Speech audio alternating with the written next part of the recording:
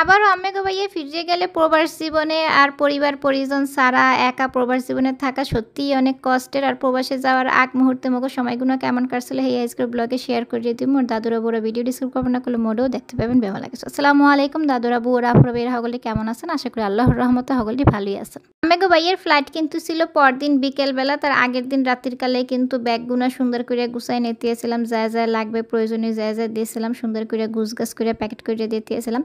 আর লাগেজে সুন্দর করে এই যে ড্রেসগুলো দেখতে পেতেছেন ধুইয়া আয়রন করে একালে সুন্দর করে ভাঁজ করে দিছে, এখন গুছাই দিতেছিলাম। যখন এগুলো গুছগাছ করতেছিলাম অনেক খারাপ লাগতেছিল মনের ভিতরে, এই যে চলে যাইতেছে আবার আসবে কবে না কবে, এতদিন একসাথে আসছিলাম, খারাপ লাগাটাই স্বাভাবিক। কিন্তু যত কিছু ওইভাবে সমস্ত কিছু ক্যামেরার সামনে শো করি না বা করতে পারি না। এই দিক দিয়ে আম্মেগো ভাইয়া বলতে এসেছিল উনি চলে গেলে যেন মুই নিজের খেয়াল কিংবা যত্ন রাখি, কারণ এতদিন তো উনিই করছিল। তাই যেই হোক মোর নিজের যত্নের লেগে আম্মেগো ভাইয়া মোর লেগে কম্বো অর্ডার করে নিয়ে আসছিল।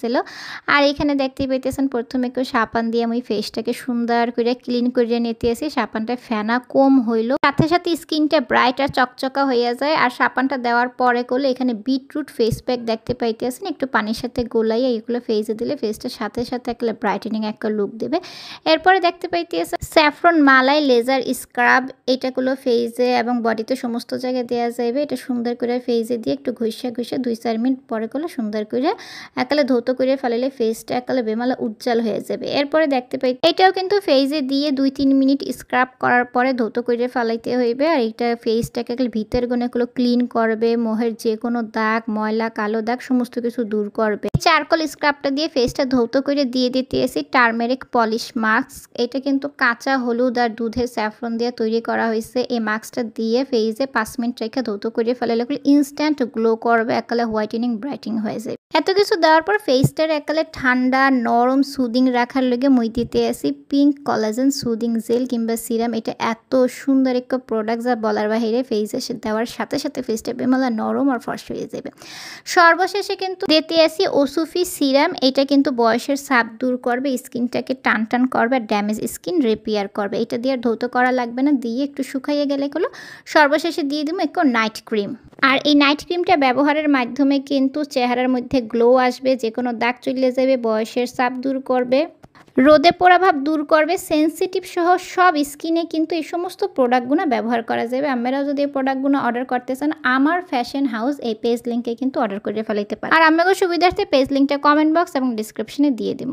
তাই যাই হোক এখানে দেখেন এই যে ব্যাগগুলো গুছাইতে এসেছিলাম আর আম্মেগো ভাইয়ার সাথে অনেক কথা বলতে এসেছিলাম। কী যে বলতে এসেছিলাম জানি না, কত কথা যে তখন আসতে এসেছিল, যে আর কি লাগবে কোনটা কোনটা নেবেন। আর ব্যাগ গুছাইনে দেখে মোর মাইয়ের তো কান্দা শুরু হয়ে গেছে। আম্মেগো ভাইয়া আবার ওরে বুঝাইতে এসেছিল কান্না করো না মামুনি, মুই আবার চলে আসবো খুব শীঘ্রই এই বলতে এসেছিল। তার মোর মাইয়া আবার বলতে এসেছিল কতদিন পরে আসবা, তার এই রকমের কথাবার্তা বলতে এসেছিল। এরপরে ওর কান্দা থামাই ওর মনটা একটু ভালো করে ওর লাগে হাসাহাসি করছে। এরপরে দুইজনের মনটা একটু ভালো হয়েছে। যতক্ষণ কান্দতে এসেছিল আম্মেগো ভাইয়ারও মনটা খারাপ হয়ে গেছে, ওর কান্দা থামাইয়া হাসাহাসি করিয়ে পড়লো, পরে ঠিক হয়েছে।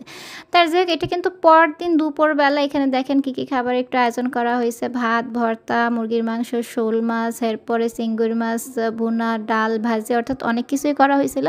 আম্মেগো ভাইয়ার পছন্দের সমস্ত আইটেমগুলোই অ্যাকচুয়ালি রান্না করা হয়েছিল। আর যেহেতু আম্মেগো ভাইয়া চলে যাইবে প্রবাসে, এখানে কিন্তু সবাই চলে আসছিল। মোর শ্বশুরবাড়ির অনেককে দেখতে পাইতেছেন, মোর শাশুড়ি, মোর দেবর, মোর ভাসুরের ছোট ছেলে, মোর ননদের বড় ছেলে, অর্থাৎ সবাই আসছে এয়ারপোর্টে, সবাই যাইবে যে আম্মেগো ভাইয়ারে তুললে দিতে।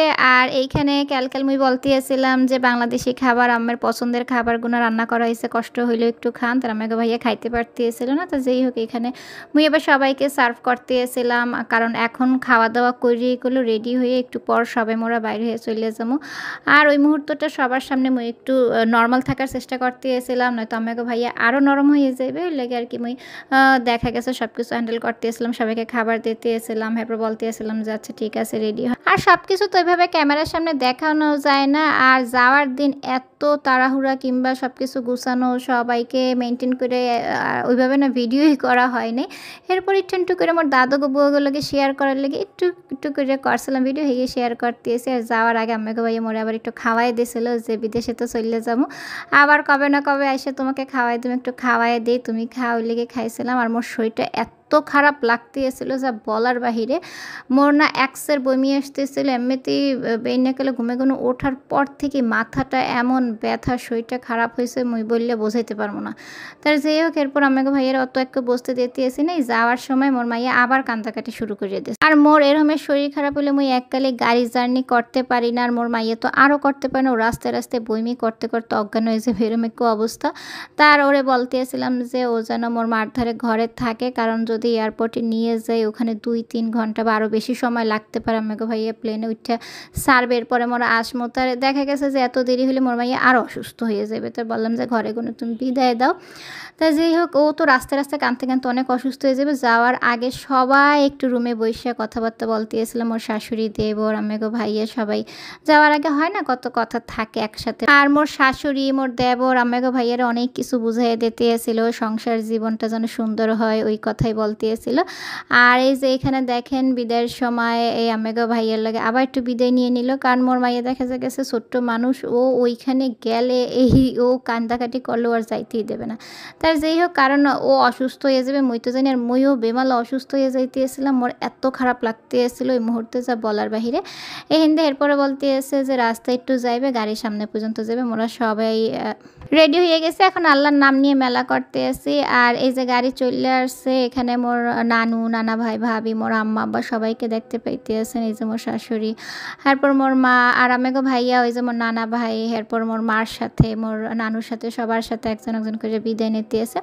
নেওয়ার পরে এই যে গাড়িতে এখন চলে যাইতেছি, আর গাড়িতে ওঠার পরেই মোর শরীর আরও খারাপ হয়ে যায় বুঝলেন। পুরাটা গাড়িতে মই মনে হয় 1 সেকেন্ডও বাঁচছিল না যে বইমি করিনি, খালি বইমি করতেই এসেছিলাম থামতে এসেছিলাম না। এত খারাপ লাগতেছিল, এত কষ্ট হইতেছিল, আর এমন মাথা ব্যথা, গরম, মানে গাড়ির ভিতরে যে এসিও ঠান্ডার, এসিটাও যেন মোর ধারে গরম লাগতেছে, এরকম একটা অবস্থা ছিল। তা যাই হোক, এমনিতেই মন মানসিকতা ভালো ছিল না, শরীরও ভালো ছিল না, সব মিলে অনেক কষ্ট হইতেছিল, কোনো কিছুই ভালো লাগতেছিল না ওইভাবে। তো কিছুই শেয়ার করা হইলো না। এরপরে এই যে আমরা কাছাকাছি চলে আসছি, আম্মেগো ভাইয়ের ফ্লাইটের টাইম হয়ে যাইতে আছে। আম্মেগো ভাইয়ের ভিতরেও দেখা গেছে কলিজা চেপতে আছে, মোরও চেপতে আছে বুঝলেন। এই যে শাহজালাল ইন্টারন্যাশনাল এয়ারপোর্টে আমরা চলে আসছি। আর এখানে আসার পর তো বেশিক্ষণ সময় নিয়ে একটু পরে তো আম্মেগো ভাইয়ের ভিতরে সুন্দর করে সমস্ত কাজ হয়ে গেলে ভিতরে চললেই যাইবে। আর কবে না কবে দেখা হইবে, আবার আসবে ইনশাল্লাহ। সবাই দোয়া করবেন আম্মেগো ভাইয়ের লইগে।